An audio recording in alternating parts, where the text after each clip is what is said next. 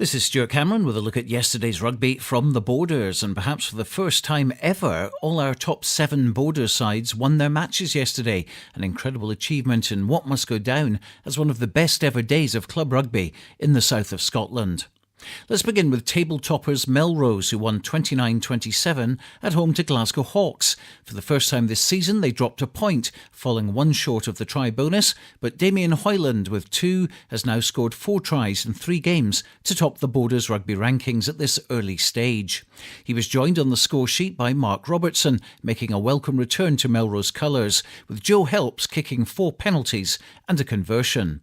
Captain for the day was Graham Dodds. The only positive we can really take from that is the win. You know, it was a bit of a step back for the team. Coaches just basically reiterated that to us, and we need to get back to the drawing board on Tuesday night and address where we went wrong today. As John Dale just told us, sort of 3 guys got us out of jail. You know, Austin Lockington at 15 was outstanding with the ball in hand.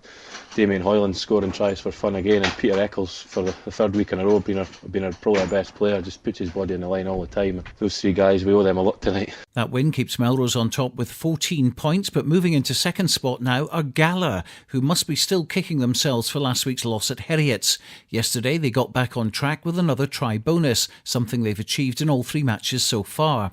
But they had to come from behind to take the scalp of Aberdeen Grammar.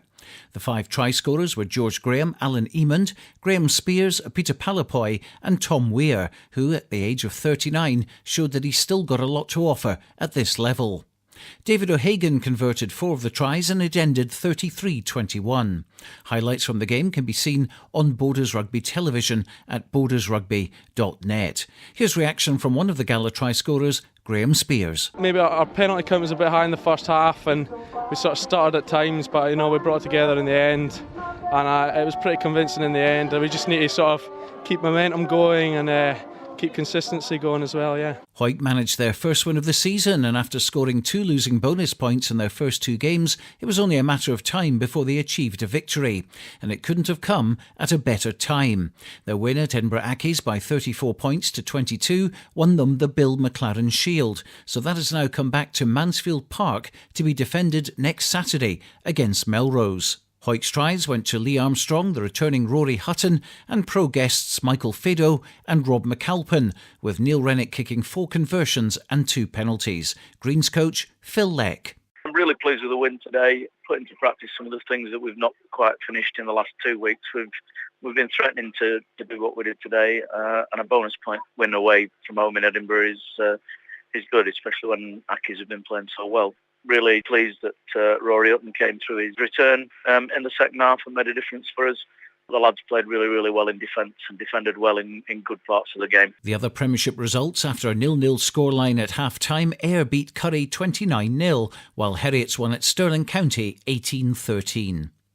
Into the National League and more good news. Kelso made it 3 out of 3 with a win at home against Hillhead Jordan Hill and sit joint second in the table behind Watsonians, who have the maximum 15 points following their 74-5 demolition of Biggar.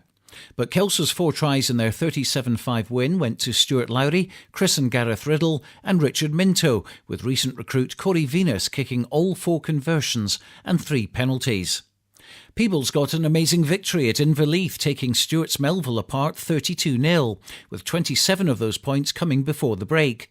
Donald Anderson, Warren Kearney, Connor Blythe and Callum Scott all scored their 2nd tries of the season, with Greg Rayburn adding 3 conversions and a couple of penalties. We hear from Peebles captain Dale Clancy. Good result, especially away from home against a hard Stuart's Melville team. But we came out the traps really well. We came out and we played from the offset, which is something that we've maybe never done last week. So we were always looking week on week to build on the things that go wrong, and came out, put a lot of pressure on in the first half with the wind behind our back, and scored kind of 3 tries early on. And going into half time, 27-0 up, it was an uphill struggle for them. We were defeating them up front, we were winning the contact zone, and then even out wide when we were shipping the ball, we were testing them and gaining ground. So it was good. And in the second half, the defence was outstanding. They were camped in our line for about 10 minutes, and we just held them out. So to come up here and get a bonus point win is a great result, and we can only hope to build for here going into next week. Selkirk had lost all their games this season and went into their match yesterday trying to get a win at GHA, who had run Peebles close the previous weekend. In the end, they cut loose with 5 tries to win 45-10. Fraser Harkness weighed in with 2 tries, with the other 3 going to Darren Clapperton, Mikey Davis and Lee Kibble. Josh Welsh kicked 4 conversions and 4 penalties in the absence of Mike McVie, who will be out for a few weeks with a broken thumb. The other score in the National League, Boroughmuir 37, Dundee High School FP 17.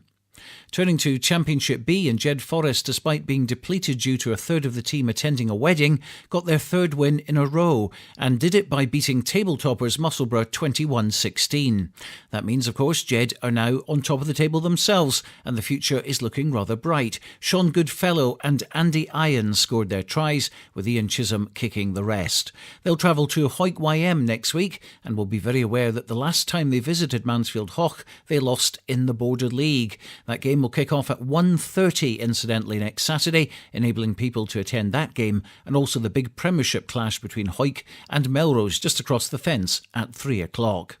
Yesterday, a very young but talented YM team lost 38-20 at Kirkcaldy. They managed tries from Ross Graham and James Parker, with Matty Douglas converting both and scoring 2 penalty goals. Into the East Leagues and the results from Division 1. Hawick Harlequins 44, Duns 19. Langham 12, Dunbar 49. Linlithgow 33, Hawick Lundeen 7. Division 2, Berwick 30, Dalkeith 45. Earlston 37, Edinburgh Northern 20. And Division 3, St Boswell's 51, Ross High 3, and Gala YM beat Walkerburn on Friday night 84 points to 0. And so to next week, and the big game in the Premiership, as we mentioned, Hawick versus Melrose at Mansfield Park. The added interest, of course, the Bill McLaren Shield on the line. That game is at 3 o'clock, with Hawick YM and Jed Forest playing at 1:30 at Mansfield Hoch. Gala travelled to take on Glasgow Hawks in the other local game in the Premiership.